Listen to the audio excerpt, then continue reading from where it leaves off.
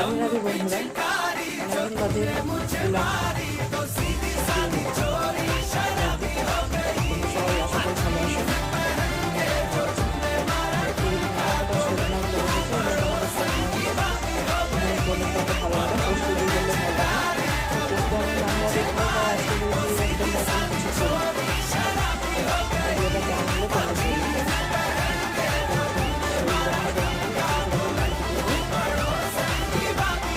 বন্ধুরা দেখো ফর্মগুলো এইভাবে ছোটো ছোটো ছোটো করেছে খুব ভালো করে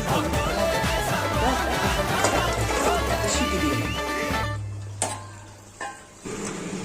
বন্ধুরা সজনেটা করার জন্য কড়াইতে কিছুটা তেল দিয়ে নিয়েছি, নিয়ে কাঁচা লঙ্কা চিড়ে দিয়ে দিলাম।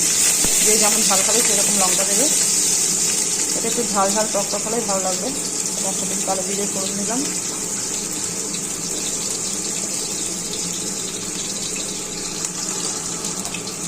ফোড়নটা ফুটে উঠলেই সজনাগুলো দিয়ে দিলাম।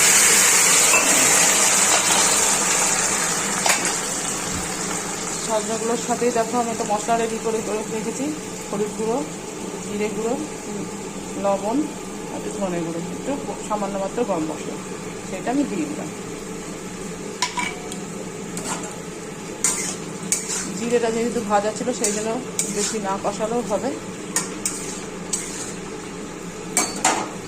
ভেজেই গুঁড়ো করে রেখেছি আমি। জিরেটা আমি সাধারণত বাড়িতেই করে থাকি। আর দুটো মাঝারি সাইজের টমেটো, কাঁচা পাকা, যাতে টক টক হয় ব্যাপারটা, সেই জন্য দিয়ে দিলাম। বেশি পরিমাণে টমেটোটা দিতে হবে যাতে টক টক হয়।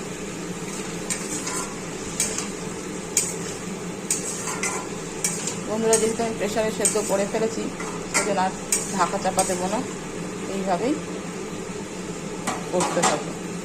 দেখো বন্ধুরা সজনাটা হয়ে গেছে। এইরকম একটু জলীয় ভাব থাকতে থাকতেই নামাতে হবে, কেননা আমরা জানি প্রত্যেকটা জিনিস গরম তরকারি নামানোর পরে জলটা টেনে যায় ঠান্ডা হলে। এরকম জলীয় ভাব থাকতে থাকতে নামিয়ে নিতে হবে। তোমরা একবার ট্রাই করো, করে বলো। আজকে আমি প্রথমবার করলাম, খেয়ে দেখে জানাচ্ছি তোমাদেরকে কেমন লাগছে। বন্ধুরা দেখো এক পিস নিয়ে আমি খেয়ে দেখাচ্ছি। অসাধারণ হয়েছে বন্ধুরা, খুব ভালো খেতে হয়েছে। তোমরা একবার ট্রাই করো, খুবই সুন্দর হয়েছে। টক টক ঝাল ঝাল দারুণ হয়েছে, খেয়ে দেখো তোমরা।